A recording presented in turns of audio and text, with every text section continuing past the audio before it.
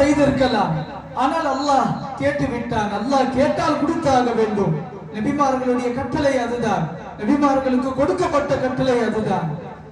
ஜிப்ரீல் வந்து சொல்றாங்க, யா ரசூலல்லாஹ், இப்ப நீங்க முடிவு பண்ணுங்க, யார கொடுக்கிறீங்க? அல்லாஹ்வுடைய ஒரு நியதி பாருங்க. அல்லாஹ் யாரை நேசிக்கின்றானோ அந்த மனிதர் வேற யாராவது நேசித்தால் அல்லாஹ் சோதனை அங்க இறக்கிடுவான். அல்லாஹ் என்ன நேசிக்கிறான், நான் அல்லாஹ்வை நேசிக்க வேண்டும். என்னுடைய நேசம் வேற பக்கம் இருந்தால் அல்லாஹ் அங்க சோதனை இறக்கிடுவான்.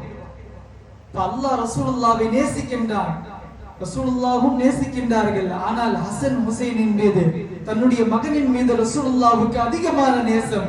அல்லாஹ் அங்கே சோதனை இறக்கி விட்டான்.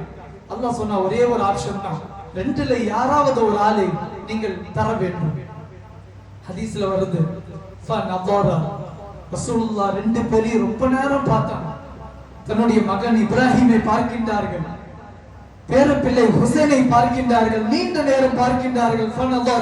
என்ன சொல்றது ஜிப்ரீல் எடுத்து கடைசியாக சொன்னாங்க, ஜிப்ரீல், ஒரு நிர்பந்த நிலையில் நான் இருக்கின்றேன். நிர்பந்த நிலை, நிச்சயமாக நான் கொடுத்தாக வேண்டும்.